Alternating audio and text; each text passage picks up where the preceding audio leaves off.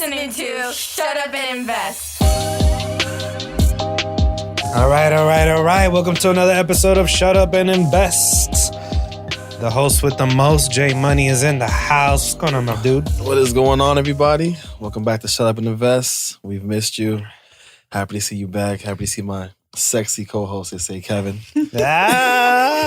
Only took like 32 episodes to acknowledge who he was. What we got going on today, Kevin? We got a special guest right? in the house. We got a top producer, a killer.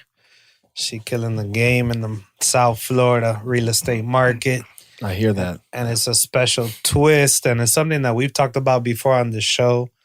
I'll let her introduce herself in a second, but a lot of investors or people that want to get into investing, they have the question of should they get their realtor's license? Every day I see that question. And then you and me are big advocates of the double dip. Mm-hmm. We definitely feel you should have your realtor's license.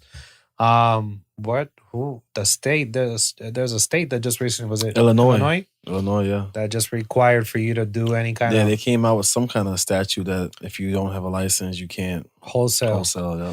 So pretty soon, I'm pretty sure all the states will follow. So that question is going to be a requirement if you're even wholesaling in the game. But I mean, one thing we know, the National Association of Realtors is the biggest lobby in America, I think, as far as membership. Yeah?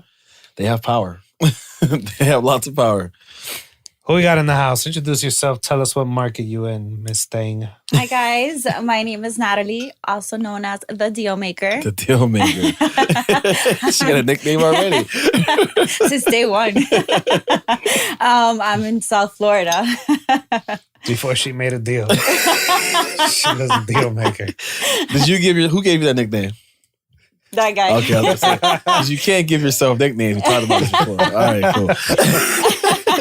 That guy's Kevin, just so you guys know. You got another one of my experiments in the house. That's two babies. Yeah.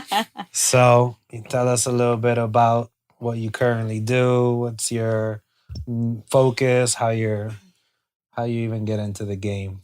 All right. So I got into the business 4 years ago with no desire to get into real estate. I wasn't a salesperson at all, but I figured pay off a little debt, get my license. So here I am. I was the top producer of the company the first 2 years I was in the business, and mostly dealt with buyers in the beginning. But, most of us know buyers take a lot of your time. So have started shifting more into doing listings or taking listings. And probably this year has been predominantly a listing agent and been working a lot with wholesalers. So you were the top producer your first 2 years in the company. Yeah. So right off the sideline, you jumped in there. Yeah. And you said you didn't want to do it. So were you pushed, coerced? No, you just kind of thought it was I wasn't sure what else I wanted to do at the moment. I was a paralegal for 8 years. Okay. And I was like, well, if I can pay off a little debt here and there, close it so 2 kind of deals on a the year. side, Right. Yeah, and gotcha. after my first deal, I quit my job. I did it full time. I mean, if you're the top producer in your company, you better quit your job. No, she quit after her first deal. Oh, your first deal? I think you said first year. No, your first first deal. deal. Gotcha. Yeah. You saw that check compared to your paralegal checks. My expenses were low, so it was the perfect time to do it. Got it. I remember having the conversation. I was like, this is the exact question I said. How much money do you think you need to have saved in your bank account before you feel comfortable quitting your job? And she said, basically her 1 year salary, which was like 45 or something. 50 grand, I think. $50,000 a year. And I said, all right. After her first deal, it was like a $300 and something $1,000 deal. So what was it, like a 9,000? Yeah, like 10 grand check. It was like, okay, I'm done. It was tough having to work full time and manage all the calls as well. Yeah, definitely. I mean, I know a lot of people say I'm gonna do it part time, but if you're gonna be a successful realtor, right, you can't really do it part time. Yeah, I know. You can't. She was just looking for an excuse. Plus, she hated all her bosses, and she didn't. Let's just say that she's not a good employee. Oh, you're not a good employee, huh? No. Oh, okay. You don't take. I don't take orders well. You She don't didn't take last- orders well. Since I met her, she didn't last at any job longer than a year, bro. I'm like, what's going on here? Like 4 different law firms, constantly switching. I'm like, what's going on? There's got to be something Well, going being a on here. realtor is a very good career for you because depending on what brokerage you're at, but also you said you're going to the wholesale side, Yeah. which that when you go to that side, you're definitely on your own. And Yeah, You don't it's have to, it's great, and I actually just recently did a video where I talk about it was great in the beginning, but it was also tough because you go from an employee mindset to a self-employed mindset. Definitely. And now I'm sitting there like, oh, I have all this free time and I can run errands during the day and not treating it like a 9 to 5, and that's where things, that's key. yeah, That's key. yeah, definitely. That's what because you are self-employed, right. and I know a lot of people want to be self-employed, but everybody can't handle being self-employed. No, right? absolutely not. Like if you're not a self-starter, if you need someone to like punch you in and punch you out, Right. if you can't handle that time and time block it well, Right. it can be negative. more Yeah, than and I positive. came from somewhere where you had tons of structure. I knew what my procedures were for everything I had to do. Now I'm like, okay, what do I do next?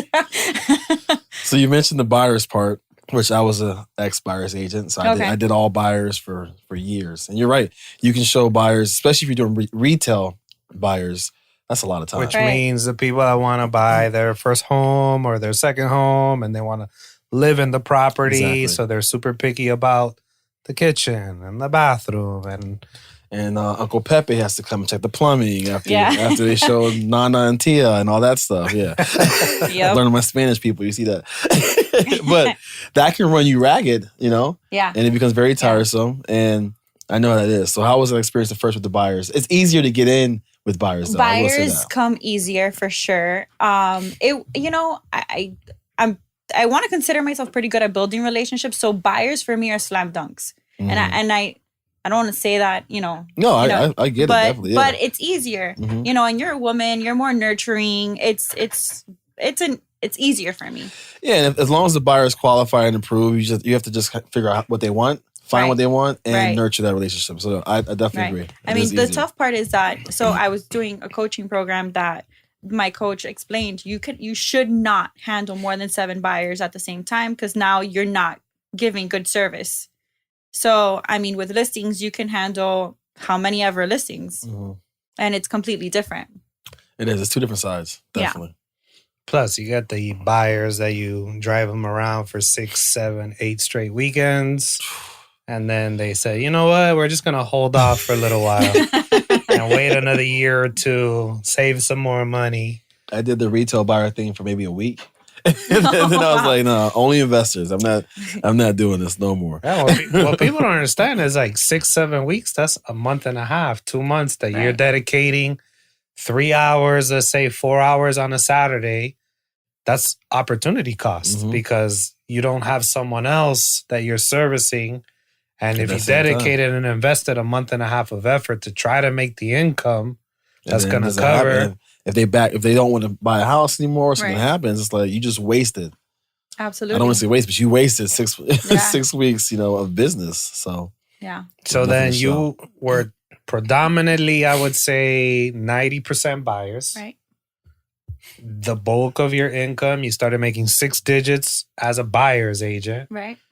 And then you're now completely I want to say 90% listings, but let's say Right. 80% listings. Yeah, definitely 80% listings. And, I still have my buyers. mhm. And it's funny because now I sit down and there are days that I'm like, I feel like I'm not busy, but it's because I have listings and not buyers. listings is more passive than Yeah, the yeah. realtor life for sure. It's one of the hardest transitions that I see when people get into real estate, that they want to be on the listing side. They just don't know how to do it. Talk about that transition and talk about that in that mindset and the fears and everything beforehand. All right. So with buyers, I got so good at buyers that I honestly even I preferred them because it was something that was comfortable. Mhm. It was something that I could talk about endlessly. So with listings, I wasn't as comfortable. Even though obviously you can handle a ton of listings, you still need to market your listings. You still need to work on that. And there is a mindset switch because now you're on the opposite spectrum. So now you need to protect your seller, and, going out and getting or trying to get these listings, you need to walk in there confident. Like, if you're the best one, even though you don't even have one listing. Yes, definitely. So, there's a big switch. I went in there a few times sweating, not knowing what I was going to say, because not everybody's that nice. It's like an interview too. Yeah, and you're up against yes. sometimes top agents. And I will say too, having a listing also brings more stress than buyers at times, because you do have that seller, right, who's calling you, maybe some every week. Some of these sellers are calling you every other day. Right. You're getting the offers and so that. So that's when it's a buyer, it's more of, it's more casual, I would say. Yes. Right? It's more fun. Yeah. It takes more time. Yeah. A seller is more formal, more, Definitely. I feel like with the buyers, you can build a friendship and it's fun. And it's like, I tell them we're going on a journey. Mm-hmm. And sometimes I tell them emotional journey, because it really is. But with listings, you're employed by them. Yeah, definitely.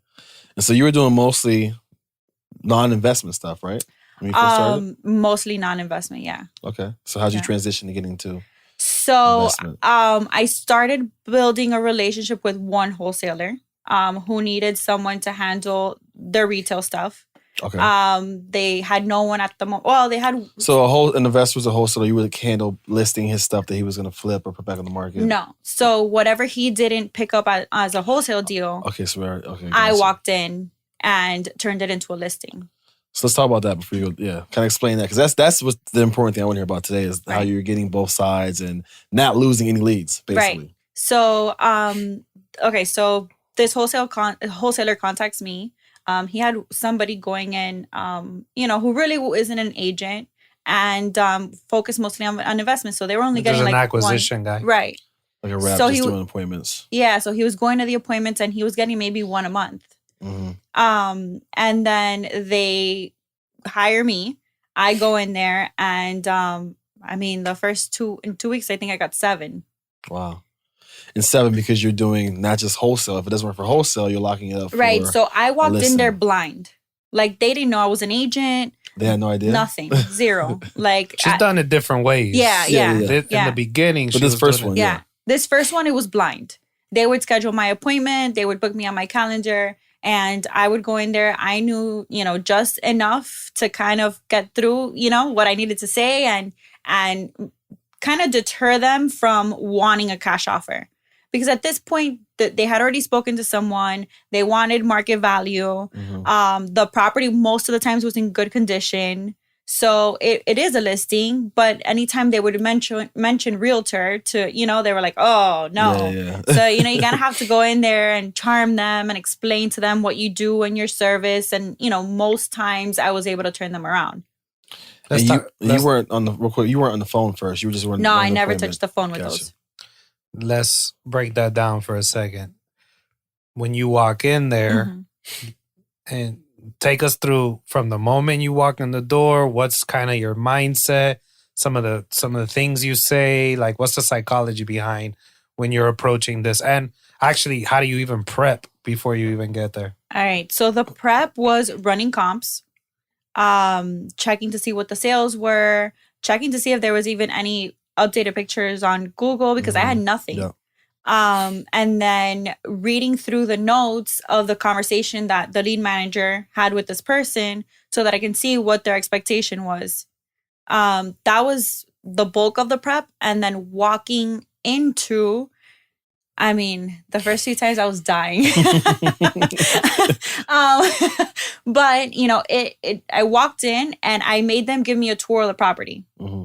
That was the first thing, because it would calm the nerves for myself. I would be able to point out anything that I could build a relationship on. If there was a picture of a trip they took, oh my God, I've been there too. I went there. You're building rapport with them. Right, exactly. Mm-hmm. So, my personality was able to come out a little bit. Theirs. Yeah. And then that's some money tip. Money in the bank right there. Yeah, that is. The key is you weren't just going there trying to get, a price first. You're like, let me talk to him, see what the FIU, I want, whatever. Right, exactly. You kind of starting with a tour is awesome because there's no big deal. Hey, they'll show you the house. Doesn't take rocket science to show you a house. Mm-hmm. And you don't have to worry about, what do I say? How do I break the ice here or whatever. It's like, oh, okay, awesome. Mind if I take a look at the house? Like, give me a tour. And you have natural icebreakers. And then throughout the tour, things come up that you can talk about. Right. I always feel like the money situation should be left last. You know, Definitely. everything else is talked about first. People get funny with money. So I did the tour. I would then start talking about, you know, what's the motivation? Why are you guys trying to leave? You know, some people were trying to move away. Some people were trying to just cash out on the property. So we would talk about that. And money in the bank. That's key. You first the tour. Right. Then you transition to trying to figure out, hey, what's the deal here? Why would you guys even? Right. What's the motivation? So many people are scared to be intrusive and ask, why the hell do you want to sell? Am I in your house right now? Right. Exactly. Like, why did you let me in this front door? Like, if you really think about the psychology, if I'm inside your house, I should not feel shy of anything. Yes. Like, you invited me over for a reason. And people love to talk. And how many people have let strangers in their house, right? Yeah. Like, we're in your house, never met before. You're showing me your whole house. Right. But I'm still scared. Right. Right. Makes no sense. No, that's key. So you did the tour, right, to calm the nerves, break the ice. Then you've tried to find the motivation, right? And these are all points that any sales rep will tell you need to find out on an appointment. Even doing the tour of the house releases the pressure from them. So there's no pressure. We're not talking about money. It's super cool. You know, I'm just another person walking into your house. No big deal. So once all of that was done, I would talk about how great the house was. Right. So the house is so nice. It has these plus this plus this plus. Most of the times they are nice houses that deserve market value. Because again, these are houses that aren't going to be bought in wholesale price. Right. Yeah, these are turn downs from these are not motivated discounted sellers, distressed sellers. Yep. These guys are motivated, but they usually have some time. You know, they're not under some major issues. Got it. Yeah. So with that, you know, obviously complimenting the house and how amazing it was. And then I would jump into, well, I mean, look, I would be doing a disservice to you if I offered you cash, you know, and there was this one time where I told the guy, I'm like, look, you know, he's like, well, give me an offer. And I was like, well, I mean, I've been kicked out of houses before. And he was like, what? I'm like, I'm serious. It's going to be a low ball offer. It's not what you're going to want. You know, you have a nice house. You deserve market value. Let's sit down so I can show you market value. So I took my little Surface Pro because my pitch, and I'm giving you guys my secrets, but my pitch was that I'm not one of these agents that's going to give you all these papers. Like, I want you to see what I'm seeing. So I would pull it up on the computer and we would look on the map, all the different comps, all the different things. Keep going.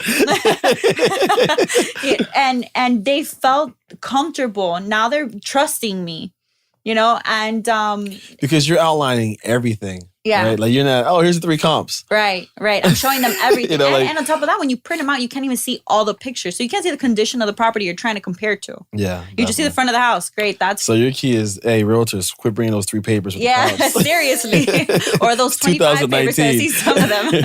Get yourself a little iPad. She's actually doing the work together. Right, exactly. Hey, let's run comps. Like, let's determine together. And it's transparent. Right. And I tell them I like to be transparent. And obviously, you know, they all love that. Yeah, definitely. And most times they felt comfortable enough to sign the listing agreement. Okay. That's some good stuff. Yeah. Another thing that I've also started doing now, thanks to one of my good title partners, she has a software where I can do a full net sheet on the seller side. So if they're concerned with commissions or whatever closing costs are gonna come out to, you can show it. I do it, and I've done it right there in front of the clients. Yeah. And I plug in the numbers, and then they've signed because of that. Yeah. Yeah. No, if you don't have a title company, we can do that for you because most of them can. Right. Ask them about that because that's very, very key. If you're doing any kind of listing, we're showing them their actual number because the last thing they want is, oh, we listed for this and you guess what they'll get. And then the closing happens 10, 15 grand less. Yeah, that's been a game changer for me too. It has. How similar is that, right, when you're doing it for this side to a regular listing appointment, you know? The regular listing appointment, they're definitely expecting all of this, right? So with the regular listing appointment, I go in a little bit more calm because I don't have to do the mind switch. Yeah. You know, and I not that I'm less or more focused, but I know what I'm going in for. And it's similar. There's really not a big difference other than having to switch their mindset from a cash offer to now a listing. Got it. And then talk about when you're there and you actually see an opportunity to go back to the cash offer. Well, I've had moments where they do want to go back to cash because there is, for whatever reason, they didn't open up enough to the lead manager. Mm-hmm. And they've told me, no, this is what's going on. You know, in those moments, I've had to call the wholesaler and say, hey, you know, what's your bottom line? And kind of go back and forth with that. So you mean you get there, you found out more information that they didn't know already. Right, yeah. That tells you, hey, this should be a cash offer situation. Yeah. There was one that actually I was at that appointment for like 2 hours. And the family wanted to move back to Argentina because the mom was not doing well health-wise, you know, and she was like, no, we need cash. We need something fast. So, you know, it was going back and forth. If there's a situation where it's kind of a fast right. close needy, you'll kind of advise them, hey, you should do a cash offer. Yeah. Got it. I mean, I've had other ones where they need fast too. I've had actually now I'm on my third situation where they're in foreclosure and they need to sell fast, but they don't want cash. They've just been served the list pendants. And it's like you price it right and you can sell it. Because this is the third one that I've been able to get under contract right away. Oh, because I think a lot of people think that the minute you get served list pendants, like tomorrow you're going to get foreclosed on.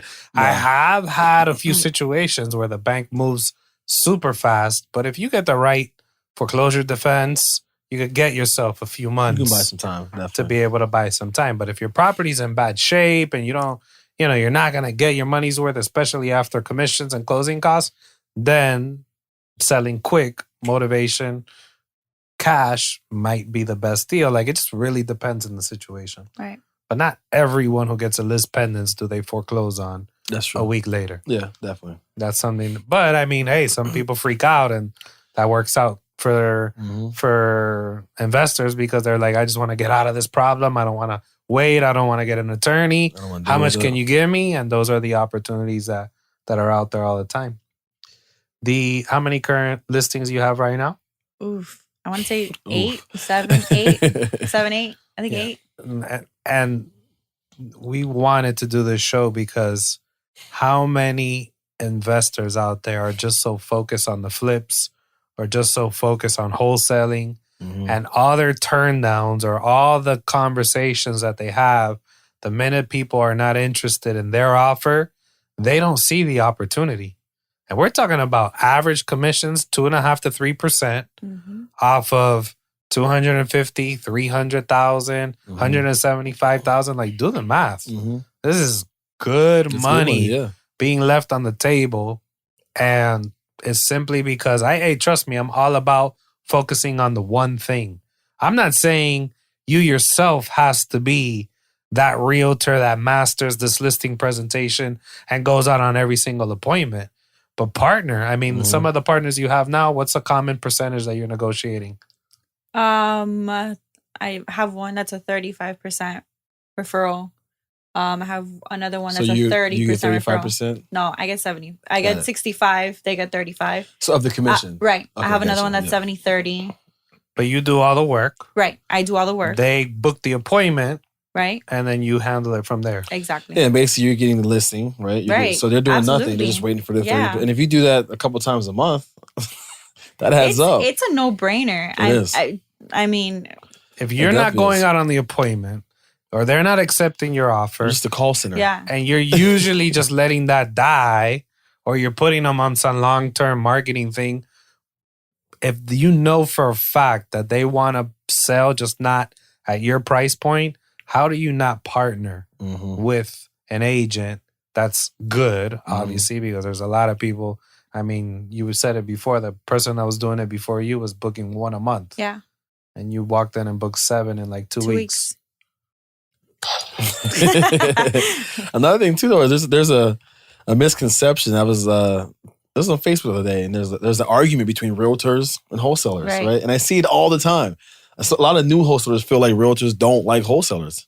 I love them. Bring them on. And I keep trying to say, because we talked about this before about how you have to find the right realtor, first of all, right? Because a lot of realtors don't know investments or what wholesaling is, or, want to deal with that. But when you find one that actually knows how to handle that situation, that's your best friend. I mean, look, the group you're working with at first, you probably bring them an extra, 30% of income per month. Right. Just from those deals that they're just handing to you, right? They give them to you, then you do the rest. Yeah. Now, let's also point something out. A lot of the times you got to check yourself and your ego, because a lot of people want to do everything themselves, or they'll continue. I full like micromanaging. No, nobody else can come into my business. No joint ventures. No, I mean, if they were closing one a month, yeah, how much money were you losing? And it's factoring on the ones that cancel, because it wouldn't be really one a month. Right, because if you don't close all of them, right, let's say you close 9 out of the 12, so really you're closing 9 a year versus how about 9 every quarter? Mm-hmm. Like, we're talking about serious money, so you may not be the best closer in that situation. Your time may be better in lead generating or running the business or hiring. Like, decide what your unique ability is, and then find people who fit the other stuff. 100%. And did they approach you? Like yeah, and they approached. Did it was like a mutual thing, right? I think so. Whatever. I don't know what Kevin knows the. I don't know. Anyway, later on, I was approached by another. Later on, I was approached by another wholesaler because he heard what I was doing for this one. And then, so now I'm like, I'm just going to build relationships with every wholesaler. So now you're the deal maker, making other deals with the wholesaler. So what's the split? Like, what's the percentage you think most of your deals now are through these wholesale relationships and you're still traditional? I mean, right now, I think I have 50-50 listings. 50 mine, 50 because of the wholesalers. And so you're doing marketing for yours? Yeah. I mean, I have I like to say that I have a good social media presence. So I think you do. Yeah. So I do get referrals from there, people that I went to high school with, and stuff like that, people who follow me. So I've gotten a lot of referrals through that as well. But the other 50%, you don't have to market for. No. That's just coming to you. I mean, so even there, like your marketing cost is half because you have these relationships you build with other people who are just bringing you appointments. Right. Which, as a matter of fact, one of the wholesalers also first contacted me on social media and saw my social media presence and then approached me after hearing everything. Awesome. Let's talk about your mentorship program this year. You've launched and have done very well in. Yeah. So I had done it once prior with your previous guest's fiance. The other Nat. The other Nat. Yeah. That was a long time ago. That was a long time ago. And she was like my beta tester. That was your first one, right? Yeah. And it's funny because I had said in the beginning of the year, I'm going to focus on my systems, my structure, and all of this. And then I get approached by my first mentee for this year. And she tells me, I'm getting my license. We knew each other from years ago. Mm-hmm. I'm getting my license. I need help. And I want you. So I'm like, I don't know if I want to do this right now. But the thing is also, like, she came correct and, like, telling me, I don't care if I don't make $1. I just want to learn from you. Mm-hmm. And I was like, well, I'd be stupid to turn this down. Mm-hmm. She'll work for free. It's the whole Gary Vee thing, work for free. And she really is a hustler. So I'm, and it didn't turn out to be for free in the first how many months? Yeah. In her first month, 2 months. I don't know why you month 2 months because he did the loan. What is it that he's calling himself? Nah, you can say that. What is it? The sexy I gave him lender? one shot what out. Is it? I'm gonna change my Instagram handle. The sexy loan officer. Oh, there we go. I heard the sexy loan officer. He did the. I like the sexy lender though. I know. I didn't know it was a loan officer. I'm gonna get the .com. You're a loan officer the now? sexy lender. Oh my gosh. Anyway.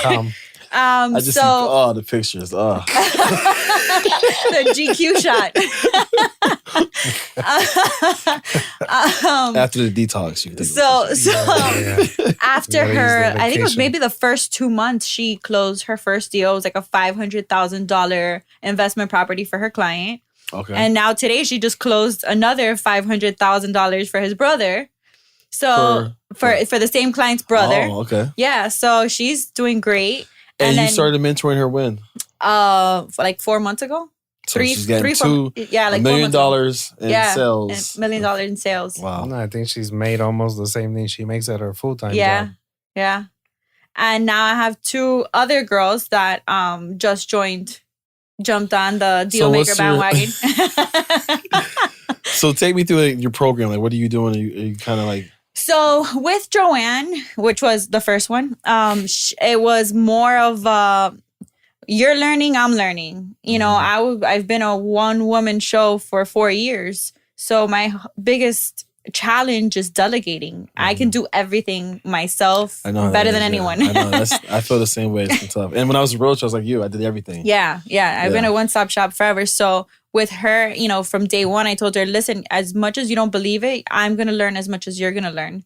And it's been that way. And that's super key though, right? Yeah. When you're mentoring someone, you're also learning yourself. Yeah. How to put these systems and in I've place learned a lot about myself.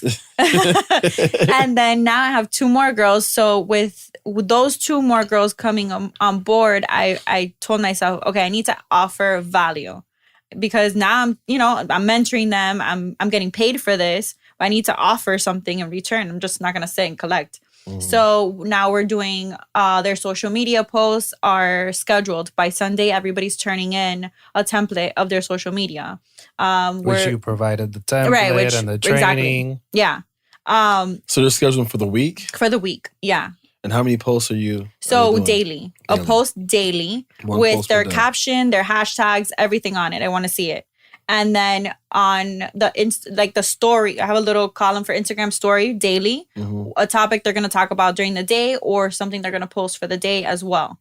So that there's constant engagement going on. And I make sure I tell them, comment on other people's stuff, like other people's stuff. Make sure that when somebody comments on your stuff, you are replying to every single one. That's one of the big things. And so that's something that you've been doing that you saw has worked big time for you, right? Yeah. It's just that simple little plan right there. Yeah. I respond to everyone. My DMs get responded every day. I'm super on top of it. Got it. And then just, with them, it's making sure they're calling their circle of influence, making sure that they're following. Now I just implemented finally the tracker. So we're going to track our phone calls. Kevin's favorite DSP that daily habits to a smart money network. So every day they have a different thing that they need to be focused on for the day, and they have a tracker for the month. So that's kind of like your monthly report card. Right. And it's due every Friday. And I mean all the scripts. Yeah, we have scripts. Oh, and then now I actually just recorded my first video with one of the girls today. I am recording content for them. So there's a list of topics and they have to fill in, whatever it is that they want to say for those particular topics. So I told them pick 4 things under that topic that you want to hit, 4 points or 4, 3, whatever. And are these are Instagram videos, YouTube videos? So they can use it for anything. Just post it wherever, right? Yeah, they can post it for whatever, and I'm creating it for them and trying out my editing skills. Have you been, I know LinkedIn right now I'm hearing is really, really big as far as the reach. Have you been doing anything on LinkedIn yet? So now that I have them, and myself even, because I'm holding myself accountable as well, which teaching them and helping them sharpens my skills. Yeah. And it takes me back to basics, which is great. And now that I have the social media template, I have LinkedIn on there too. So I'm posting on LinkedIn as well. So you guys post somewhere? Instagram, Facebook, LinkedIn? Yeah. Those three. Yeah. You got your open house strategy. So your buyer strategy, your listing strategy. Yeah. Not this past weekend. The weekend before, I took them to one of my open houses. I have a listing that was probably the best listing to do it for because it's beautiful. And we did what's called the mega open house. If you follow the good old Tom Ferry, he is very big about the mega open house. So we door knocked 3 days straight prior to the open house. We did door knocking with flyers. I did direct mail also leading up to the open house. And we did 25 to 30 directional signs to the open house. And we had a good door turnout. knock a radius around the house? Yeah, we did 200 doors. 200 doors. Yeah. So what do you think turnout was? We had about 12 to 15 people. Yeah. That's good. Yeah. It is. In and out. Wasn't too so bad. it's a mix of, that's what a lot of people don't understand too when they get in the game, whether you're being an investor, realtor, loan officer. They think, oh, all I got to do is just post on my social media and I'll have, like, you got to do old school, new school, from door knocking to posting on your social media. She has a Craigslist posting strategy. Like, there's all these things that not only she does for herself, but now her mentees are doing. And then the program is built that after your third deal, fourth deal, you're off on your own and you could rock and roll. Or if you want to keep rocking together, you can. Right. Yeah. Joanne's already off that. And, well, the first mentee. And she's going to love me that I mentioned her on the podcast. She's going to be like, yes, my name is out there. But she's already off that. But I was away this weekend and she was handling showings, you know, so it helps to have. It helps you. Yeah. Definitely. It definitely does. And then why don't we end the show talking about your personal deal? You've got a probate, you rehabbed it. Oh my gosh. Is this your first deal? Yeah. So it was the house I'm living in now. Okay. So last year I closed on a property in May and it was a probate sale. I think they must have had it listed for like $225. I offered them $200. We ended up closing at $210. And it's worth about $280, $285. It needed everything. It was worth it as is? The 280? No, after the rehab. Okay, ARV, yeah. Okay. And it needed everything. Okay. It was just ugly. It had like brown baseboards, brown door frames. Is this a condo, a house? It's a townhouse. Townhouse, yeah. okay. Yeah, it's a townhouse. Outdated. It was just outdated. I mean, people were living in it. It's not like it wasn't livable, but it was just gross. It had like 8 different floors. It was just not cute. There was a leak in the roof. There was a leak in the roof, which we didn't find out until after closing. After closing, you know, the shower months come in. Yes. And it was there was water coming in 3 different spots in my house. It was terrible. And you bought it to live in. You bought it to live in, right? Yeah. Okay. I mean, originally it was for a rental, and then right. Did you do the rehab before you moved in, or were you doing a rehab? No, you couldn't live in it because I gutted it. Everything. Gotcha. There was not living anywhere in there. So how'd that go? I mean, that was your first rehab, everything? Oh my gosh. I think I have gray hairs because of it. No, fun. it was great. It was great. I learned a lot. It was great. That's Kevin laugh. The budget wasn't there. But I mean, I was gonna live in it. You saw my wife for a house of Michigan. Yeah. Yeah, you know told that story. Yes. Yeah. Oh, I've heard that one. I'm gonna live in it though. Listen to the first 5 episodes, you get it. It was interesting. Everything needed to be done. And the more you rip out, the more you find. Way, right? Yeah. Yeah. Yeah. So, and then I found out I needed a roof. Yeah. And I was like, you know what? After I had already spent almost $4,000 trying to repair the roof. So it felt like it threw $4,000 in the trash. And then come to find out, I need a zoom in camera on Kevin's face right now. No, I purposely stayed out of it, bro.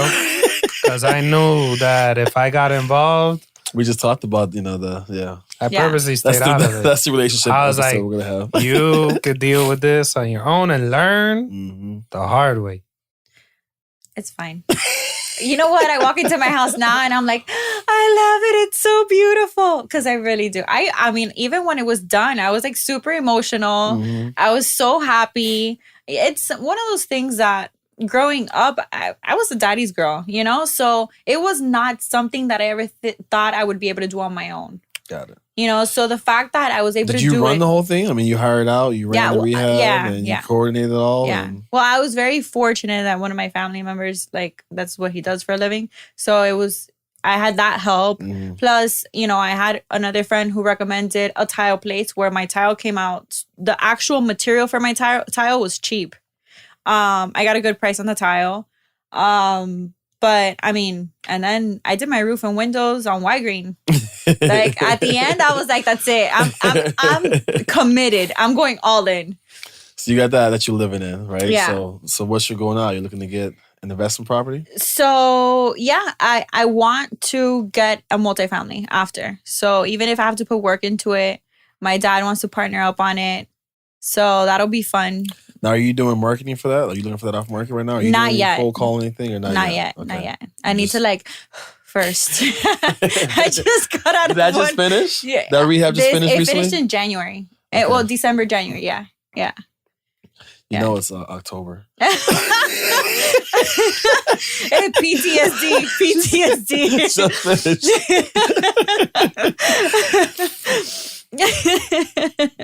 But it's beautiful. It's gorgeous. Yeah, definitely. I may or may not cook. Or order out. I'm good with either or.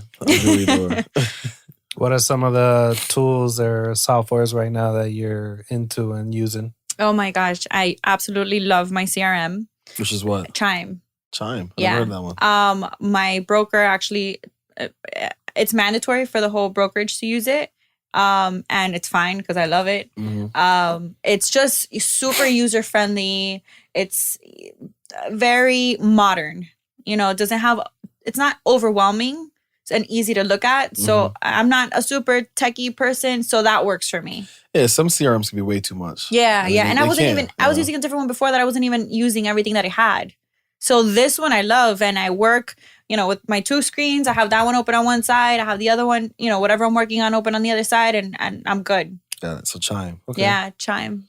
If you can go back to the beginning, broke, Oh my gosh. what would you do day one, knowing what you know now? Treat it as a 9 to 5. Treat it as a 9 to 5 because I've learned the hard way that you get what you put in. At least a 9 to 5 because I find myself working a lot more than 9 to 5. 9 to 5 with but overtime. At least a 9 to 5. I wouldn't have had such a roller coaster pipeline in the beginning. That's key too, because you have to get that pipeline that just keeps refilling itself. Where that's when you get, I made $10,000 and then no deals for 2 months, and now I'm broke, and now I got to go and catch back up. So you have to build that pipeline. I think a lot of people I see that make a mistake when they quit their full-time job and jump into this full-time is they start the benefits before the work. Oh, for sure. Freedom. I can go to the dentist at 2 in the afternoon. It was like, you used to go to the dentist on a Saturday at 10 in the morning. Now on a Wednesday. Because you couldn't go get time off of work. And why now is it different? Well, how many people, and we've had this conversation where how many people don't right off the bat go buy themselves the Mercedes and the BMW and they haven't even closed the deal yet. Immediately. Because they feel like they have to have that to pull up to a house. Right. I waited till my 3rd year.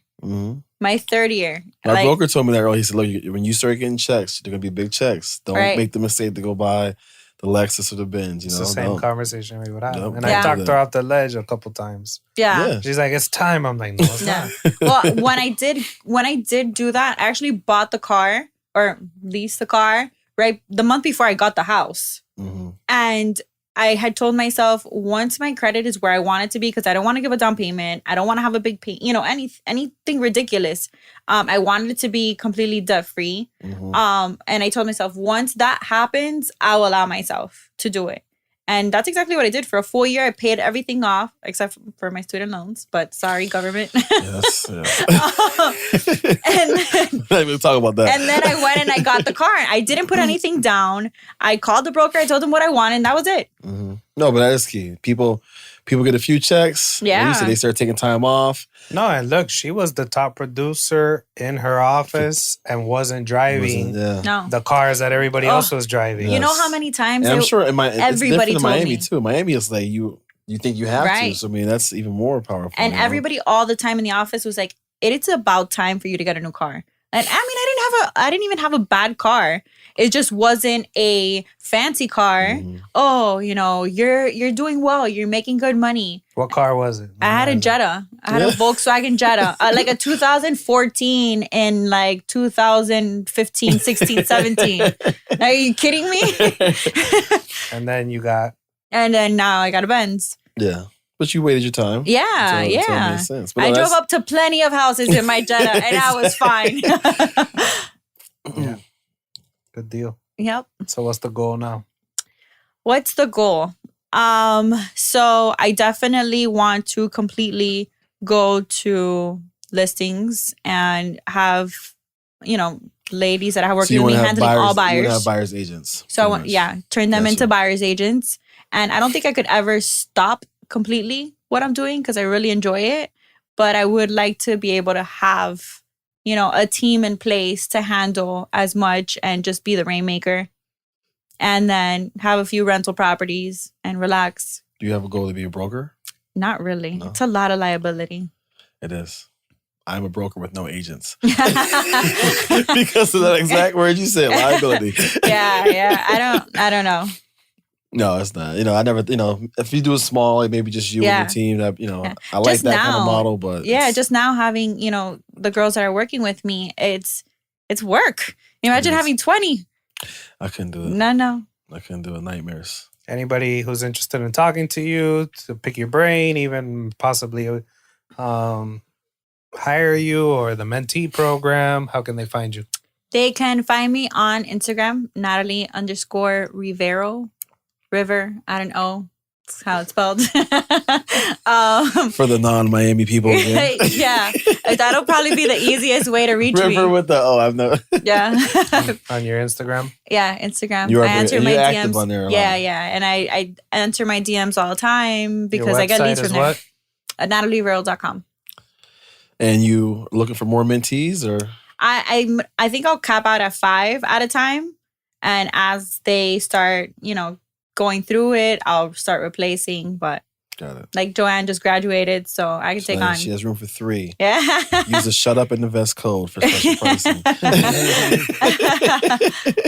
Good deal. Good job. Yeah, that's awesome. I was excited to have you on because Kevin's told me how you've been going there and pretty much making sure wholesalers aren't losing a deal. Right. Which so many just throw deals away, throw them away. Yeah. So hey guys, wholesalers listening. Partner with realtors, especially with Natalie. And if you got realtors and you want them to go through her mentorship program, you're taking them nationwide, right? Yep. Yeah, definitely. All right, guys, that's it. Shut up and invest. Another one in the books. And if you like what you heard, you know what to do. Anything else, Jake? No, man. Enjoyable time. You know what? Go to the YouTube page, like, subscribe, comment. Yeah, man. Give us some love. Give us some love, man. Give us some reviews. We're trying to grow. We're doing this for free, so we're charging you a comment and a like. Babies need new shoes. For real. We're out. Hey, thank you once again for listening to Shut Up and Invest. If you guys are motivated at the thought of continuing your real estate journey with us, then visit shutupandinvest.com.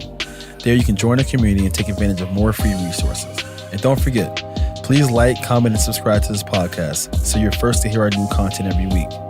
Most importantly, get active and don't forget to shut up and invest.